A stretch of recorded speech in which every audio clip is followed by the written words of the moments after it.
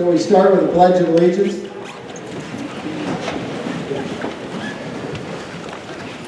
I pledge allegiance to the flag of the United States of America and to the republic for which it stands, one nation, under God, indivisible, with liberty and justice for all. Thank you. So, we kind of anticipate when the meeting that's at the fairgrounds, which ran from 5 to 7, that some more folks may come in. And so if we get a big rush of folks, we may kind of recess for a couple of minutes and let those folks come in. So I may say this stuff more than once, but I want to start out by saying what I think is ridiculous to say to the people that I call my friends and family here. And that's a set of rules for tonight. And we're going to ask you, as you get a chance to speak, will you hold it to 1 minute? Laura Cleveland, I lost her. Laura Cleveland is the Public Information Officer for Harney County here for another week or two. She's an Association of Oregon Counties employee and came out and helped us. She's going to carry the mic around and kind of control the length of time. So think about your comments or questions and keep them to 1 minute. I'm going to ask you all to be polite, and I'm sorry to ask that question, make that request, but please do. As last time, we're going to ask that if you're interrupting people, we're going to warn you once, and then we're going to ask you to leave on the second time. The only people that get to yell are the wrestlers that are running back and forth up above here. We don't have any control on them. We're also, last meeting I got asked afterwards, hey, I'm from out of town, I love the refuge, and I'd like to make some comments. We're going to try and keep this focused again tonight on Harney County. This tonight, maybe a couple more meetings, is about us. Eventually, we got to get back to a broader us, but tonight, we're going to ask that the focus stay on us as we move ahead. And the other thing we are going to do is we're going to be done at 8:30. We're not going to run late into the evening. 8:30 is late enough. And then we'll meet again next Monday here. As long as the group stays this big, we'll keep meeting here. If it shrinks some, we may find another facility. But next week, 7 o'clock, Monday night, here. So thanks for coming this evening. These are really difficult times in this community. I gotta admit, I've really struggled to figure out the right words to say to all of you. And I'm not sure I got it right. After 17 years of trying to get us heard in land management decisions, thousands of hours invested in trying to stop the listing of the sage-grouse, hundreds of hours of working with you to write a creative law called the Steens Mountain Cooperative Management Protection Act. And only as an observer, I got to watch the management plan for the refuge get written that we wrote, us, the people here. Certainly an environmentalist and others weighed in, but we wrote that plan. It's our plan. The forest collaborative that we put together produces more outputs from this forest, from our district, from the Emerald Creek Ranger District, than any other district on the Mount here. And that's a credit to us. None of that makes us perfect. We still think we got government overreach, and I agree. We still think we got too many laws. We still think it takes too long. We believe that we're not being heard, and that we're not empowered enough. We, all of you, we can fix that. And tonight, I want our message to be, how do we bring this place back together? I'm fighting with Mr. Rollins. That's unfair. Totally unfair. I lost a friend the last week. It's not right. This is our community. This thing's about us. And we have a group of outsiders. Well, I'm getting sick and tired of it. Move on. You've made your point. We've heard you. Let us get our lives back together. And we have the limelight. I think within 24 hours of Mr. Bundy being out of this county, that we, one or more of us members of the court with a couple other locals, will get appointments with the Secretary of Interior and the Secretary of Ag. And we can make our arguments, and we can start empowering ourselves and getting us heard better.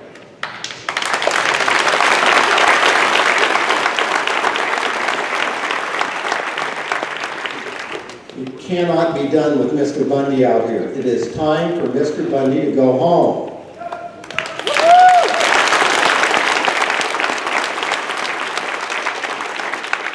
Somebody asked me if I meet with him confidentially and let him talk to me for an hour. I'm reaching a lot and I know it. Yes, I will meet with him at McDermott or Parma, Idaho. And he can continue on wherever he wants to go. I'm happy to do that. Without guns, by the way. I'm not bringing mine, don't bring yours. So what we've done tonight is we've gathered quite a selection of community leaders here. Because again, I want this message to be about getting us back together. We don't need this infighting. We don't need families fighting with each other, friends fighting with each other. We need to move this ahead.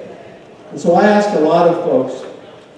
We have clergy sitting behind us. We have both mayors. One city manager. We had the other one, but she had a little accident this afternoon and isn't here. We got the fire chief of Burns here. And maybe most importantly, one of the most valuable relationships that I have, we have the tribal chair of the Burns Paiute tribe here.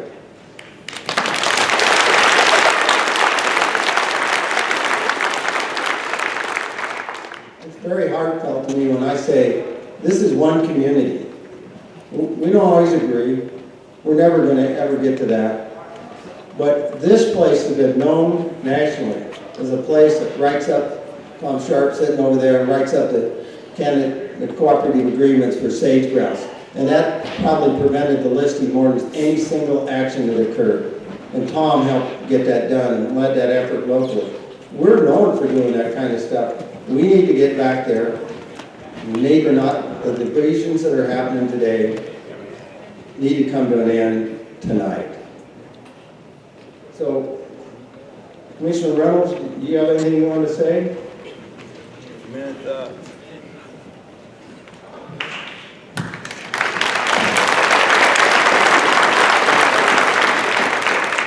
So I just have a couple quick comments. Last week I had the opportunity of attending a joint service organization lunch. And the people in the room are Harney County people. The healing process has already begun in that group. I know the healing process will continue. A group of ladies in my business today, same thing. When can we start coming out of this and building our lives back?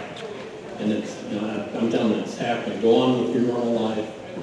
Do the things you normally do. Be friends, be neighbors, and we'll get through this. The thing that disturbed me most I heard today was that we have I heard mentioned to me that there's some professionals in the community that want this thing over and done, or their thoughts are maybe packing up and moving.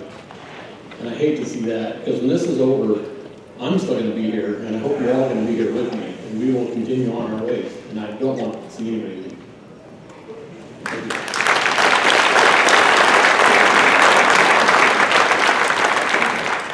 So we want to make sure all of you have a chance to say something, to make your comments, to ask questions.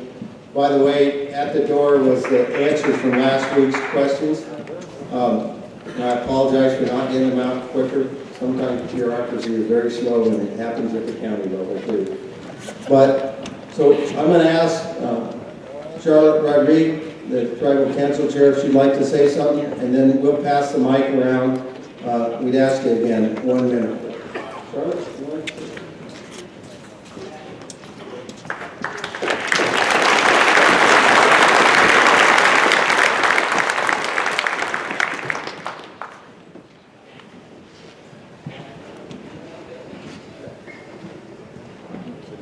I took my jacket off. I wasn't expecting to be mean, but it's kind of warm in here. I'm sure most of you are aware of the press conference that the tribe had a couple weeks ago. When I heard about the occupation down there at the Wildlife Refuge, I was very concerned, because many of you are aware that that was a winter camp for the bands of Paiute Indians in the area.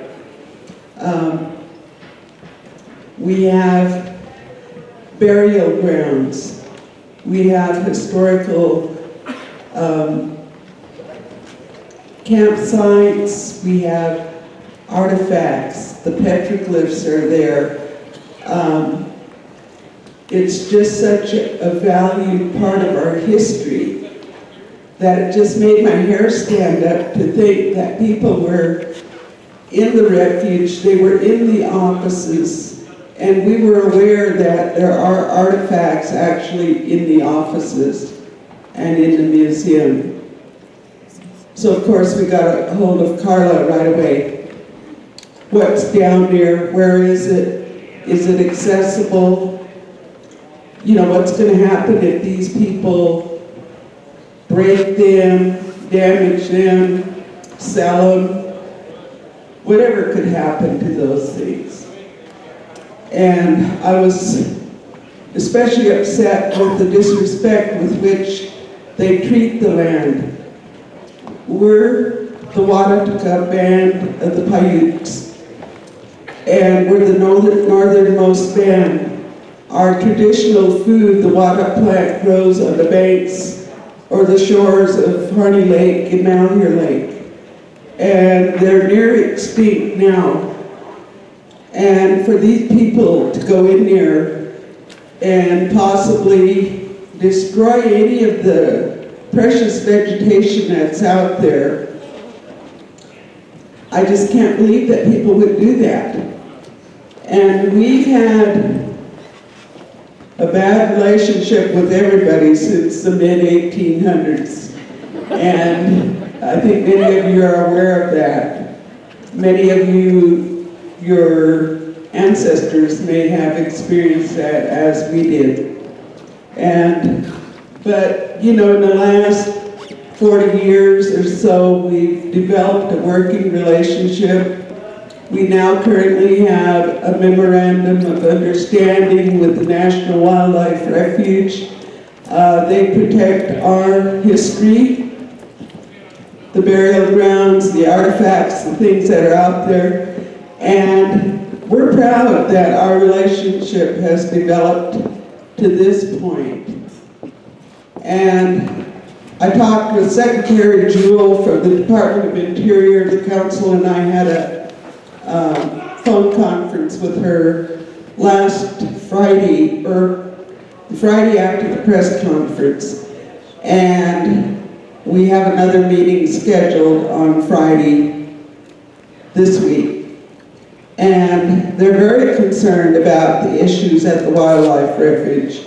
I've talked to the environmental people, the ones that were sponsoring the rallies and those sorts of things.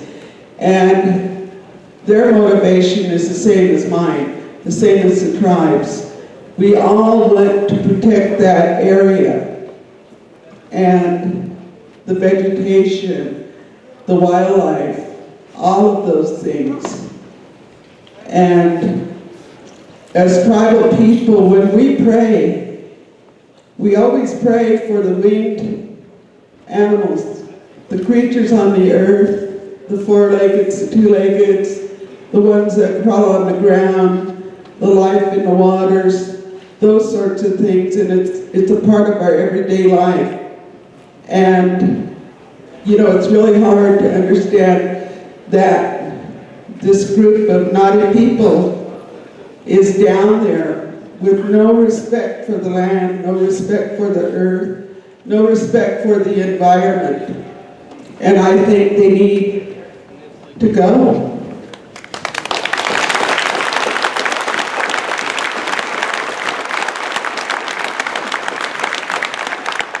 One more thing I'd like to inform the community is that last Friday we sent a letter to Robin Thorson, the Regional Director of U.S. Fish and Wildlife, who are the owners of the Malheur National Wildlife Refuge. It's not the BLM.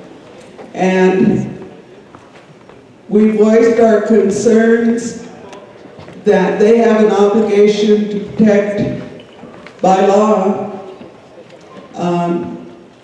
The artifacts, anything that is history to our people, they have an obligation to protect that. And we ask that they prosecute people to the fullest extent of the law. The law reads that for minor offenses, one person can get a $10,000 fine, a 5-year prison sentence. And they reported 4,000 artifacts stored at the refuge. And that could be little arrow points or whatever, but there's 4,000 of them. Do you realize that if a person were sentenced for that, they'd spend 20,000 years in prison?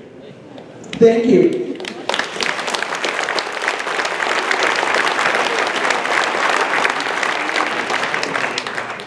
So if you raise your hand, we'll take 2 or 3 questions on this side, and then we'll go back and forth. We'll start over here to the right, if you would, Laura. So can I ask a question? Is there a crowd outside that needs to come in? And if so, let's see if we can make sure they get in.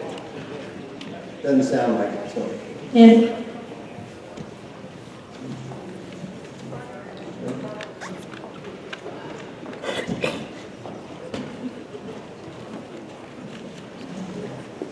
test, all right.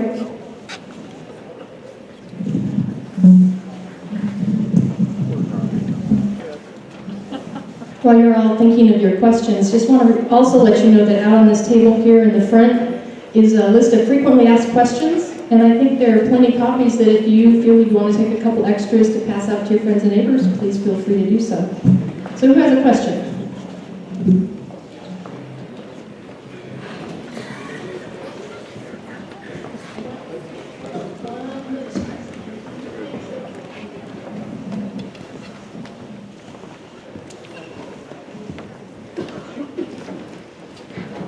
Is another one over here?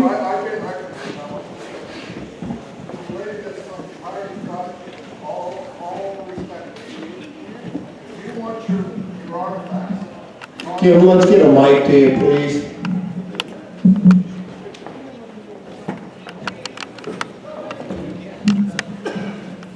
Okay, to the lady, to the Paiute lady and the Paiute tribe, all due respect, if you want your artifacts from the refuge, and you have representatives from the tribe to go with you, and Carla, that has the keys, I will go with you and peacefully get your artifacts without fear. Okay, and I haven't been to the refuge. Judge Grassley, you speak of questions. These answers to your questions are spun and phony. I'll take one for example. What are you going to ask for in Washington, D.C.? That wasn't even a citizen's question. That was your question. What you wanted citizens for you to take, and you spun it. You're spinning it for your own political agenda, and you're not acting like you want an end to this situation.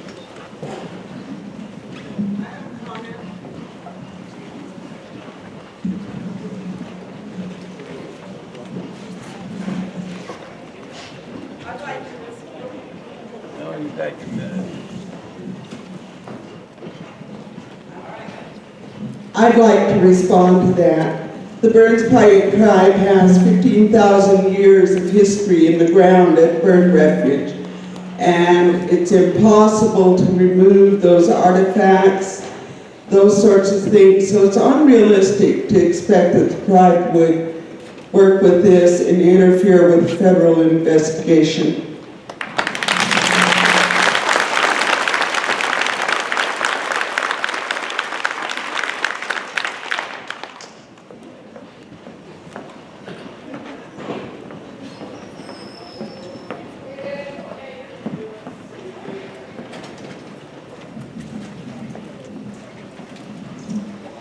I just want to say that I've had conversations with people out at the refuge. Sheriff Ward, I would like to believe that you want a peaceful resolution to this. So far, you showed that. Although when you met with them and He asked you specifically about addressing the redress of grievance, and you refused to answer him. I feel like there's no communication there. And I also want to know why medical air flight is on standby. War assets in Boise at Galvin Field are under tight security. There's restricted airspace over Lake and Harney County. There's extra medical staff and FBI combat surgical. The hospital here has doubled or tripled the blood and plasma on hand. And the air tanker base in Redmond has FBI agents at it. Why is all that necessary if you honestly want a peaceful resolution?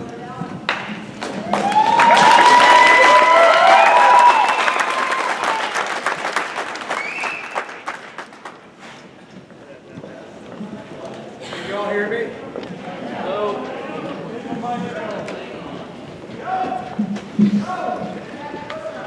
I do want a peaceful resolution. I've asked for a peaceful resolution. I've asked for those folks to go home so we can work this out. But I'm not going to speak on behalf of any actions the FBI are taking. So let's hold up just a minute, please. Can we get all of you that are out there, there's plenty of seats, I'm going to invite you to come on in. So we're not going to take interruptions, that's going to end. So will you please disperse out and come on in. All the rest of us are sitting, we invite you to come on in, so we'll be standing.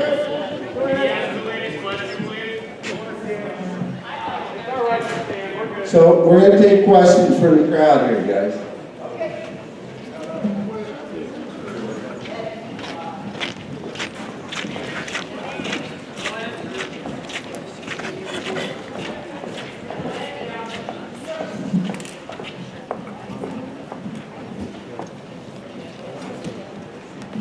Good evening. My real name is Master Sergeant Donis Noel Smith, retired. My husband and I both just retired from 40 years in the Army. I'm a combat medic and a licensed nurse. We just drove all day to be here from Douglas County to show our support for the entire community. My question is, I've had experience with, now I don't know the Bundys, and I know they're good people, and I know they mean well, but my question is, why is it 3% Idaho President Brandon Curtis, who's a grandstander, who wants media attention to gain his membership of his private army? And why is Joe Rice here from Oath Keepers of Grants Pass, Oregon, when this is not their community? I think my question is, so y'all know that I'm bringing up these names. In the 40 years I was in the Army, we had something called the UCMJ. We also believe in due process. We fought for your Constitution, even though we didn't have constitutional rights when I served in boots up until this last September. Okay? So now I'm back to with the Constitution again. And my feeling is, and my concern is, I was at Sugar Pine Mine down at Grants Pass, and my question is, when I was a nurse there, and I saw misappropriation of funds and them grandstanding, pretending helicopters were coming in to attack us while I was working there as a nurse, because they wanted the media attention on YouTube. Now they're using your county. 3% Idaho, not the other 3%, but they're coming up here. Why can't you guys ask 3% Idaho? Brandon Curtis and Joe Rice to leave your county. I think you could solve things with Mr. Bundy if you could get rid of them.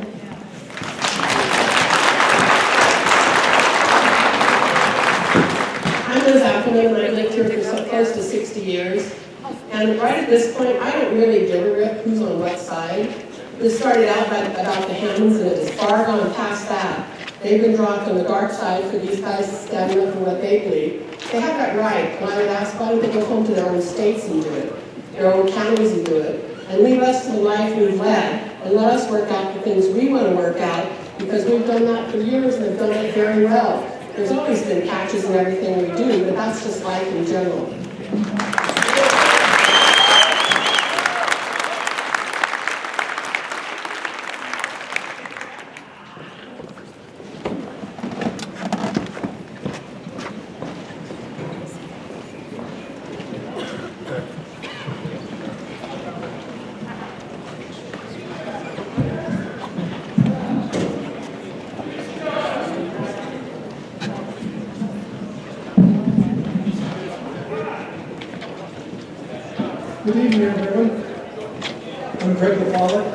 Mayor of Burns, Oregon. I was born in Grant County, and Harney County's been home since 1977 for me.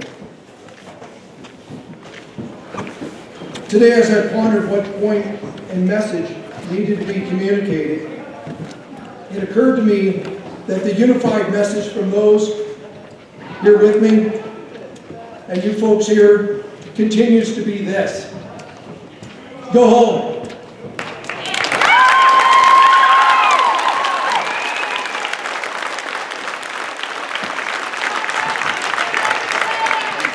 Please leave our community.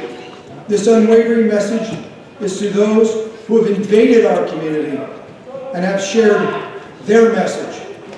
I've watched people attempt to turn this situation into a political battle or a race issue, an issue that has continued to pit friend against friend and family against family. The misuse of social media has become extremely evident as people share a thought or an opinion void of any specific context or facts. It is these social media conflicts that are tearing friendships apart. Moving forward, let's be mindful of the impact of our comments and statements and how they affect others. So let's change our focus for just a moment. This community is currently full of heroes. And they're always here. It's that just now that we have many, many more of them. And those heroes that I'm referring to are often, but not always, wearing a uniform. Thank you to all the various law enforcement personnel who have left their homes to serve our community and assist our own. I thank you to all of you.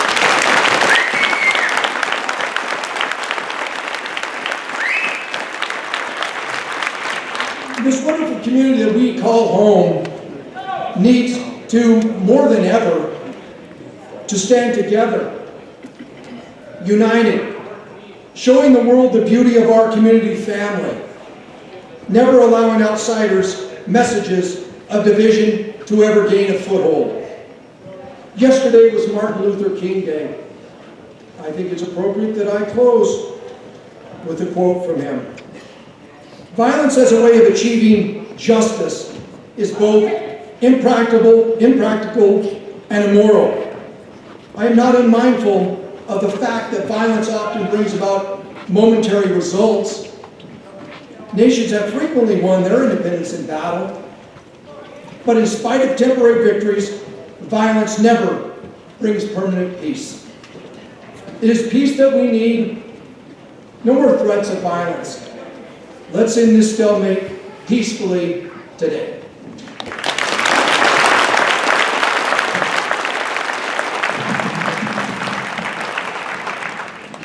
All right, we'll go back over here.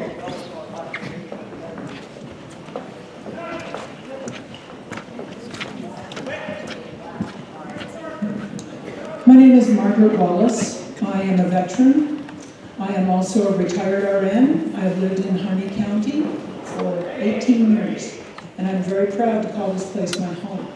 I want to speak to whoever it is out there that is agitating and threatening and pursuing a lack of empathy promoting in my county. And I want to tell you, get the hell out of my county. Go away.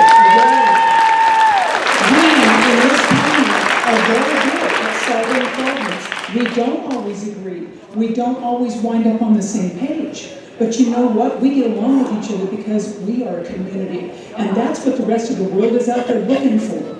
They want to know how we do this. And we want you, who are stirring up trouble and speaking out fear, to stop it. If it's not kind, if it's not necessary, and if it's not true, keep it right here between your lips and get your boots out of my county.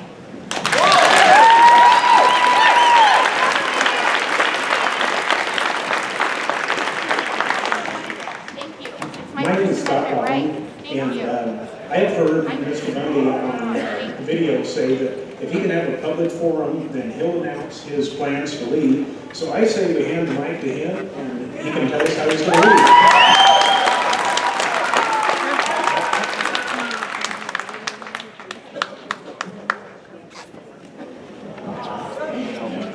I'm Elizabeth Relling from Center Lake, Oregon, and I have one question for Greg Walden.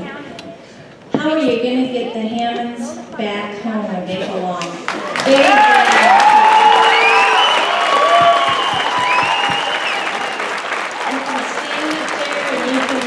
stand up there and you can say all you want back there in Washington, D.C., but what are you going to do about it? Speaking is action speaks louder than words.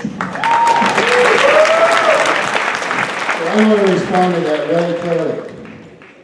Nothing can get done about the Hammonds until Bundy's out of here. Every conversation that I have with the Department of Justice, with the Department of Interior, nothing. One sport, Kim. Nothing can happen. We can't talk about fixing our issues. We can't talk about Hammonds. We can't talk about nothing while this guy is here. Go home.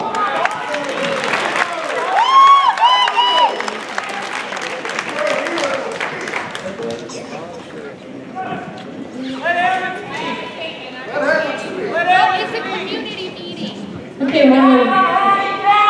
one person at a time, please.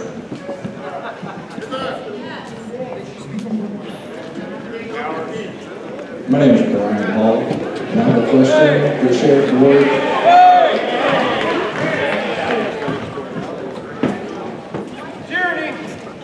Sheriff Ward, I've been speaking with the Federal Bureau of Investigation for the past 3 weeks. They tell me that you are in charge. Why have you not done anything?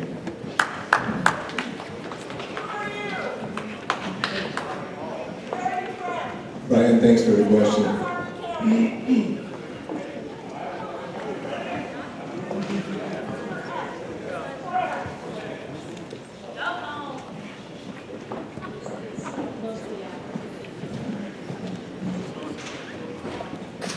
I'm in charge of maintaining the peace out here in the community, and that's 100% my goal. The FBI is in charge of that investigation down there at the refuge, and I would prefer to see that resolved peacefully as well. I don't think anybody wants to fight with these guys. I know I don't want to fight with them. I see Hammond sitting up there. I've told him many times I'm not his enemy. I'd like to see these guys go home. I'd like to see everybody resolve this peacefully. I'm not going to dig into the investigation side of the house. I'm not going to jump into what they're doing and what they're not doing. The nice lady back there,